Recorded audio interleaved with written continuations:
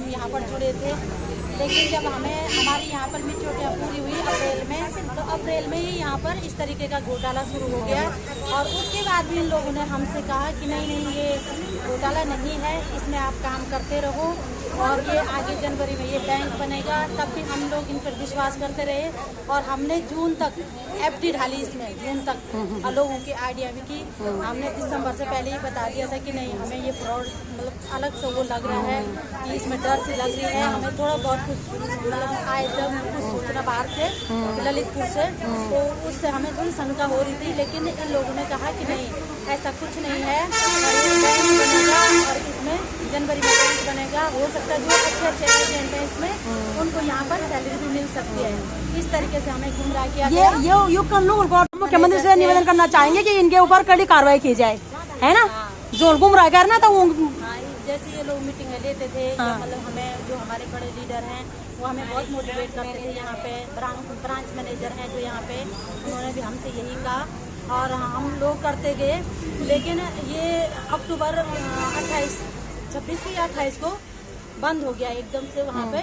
तो उसी टाइम हमें पता चला, तो हम लोगों की जो बुकें थी वो भी वही हैं, जो हमारे अगस्त की बुकें थी वो भी हमारे पास नहीं है। और इस तरीके से ही इन्होंने कहा कि नहीं अभी जनवरी तक रुके रहो, 25 जनवरी के बाद ये बैंक बनेगा, आप लोगों को पैसा मिलेगा। लेकिन ऐसा नहीं हुआ और जनवरी के बाद ही हम लोगों ने ये कदम शुरू किया। जो हमारा ये फरवरी से आंदोलन हुआ, फरवरी से मार्च से, तब हमारा जब ये आंदोलन हुआ हम लोग यहाँ पुलिस थाने में भी गए थे, तो वहाँ से भी हमें कुछ आश्वासन नहीं मिला। तो हम मार्च से यहाँ पर लगे हैं धरने पे, लेकिन अभी तक कुछ भी सुनवाई नहीं हुई। तो आप मुख्यमंत्री जी थे और केंद्र सरकार से क्या मांग छनकन चाहना जो प्रॉब्लम आप देवानी ना, तो ये तो आप सम्मान करते हैं। बड़े लोग हैं जिसे हम नीचे बैठ गए में, लेकिन मैंने पूछा था कि ये सागर क्यों नाम दिया गया है ना। तो जब हम यहाँ पे जुड़े तब उन्होंने बोला कि यहाँ पे सुविधा केंद्र खोलो। और जो हमारे सीनियर जज ललितपुर में जब केस हुआ तो हमने उसी समय काम बंद करने बोल दिया था कि वहाँ पे केस हो गए ऐसे। तो जो हमारे सीनियर थे उन्होंने सच में भगवान की कसम खा के बोलती मैं कि उन्होंने बोला हमें कि ये सब सही है, ये समीर अग्रवाल ने कराया हुआ है और ये किसी का नहीं है, तुम बेफिक्र काम करो।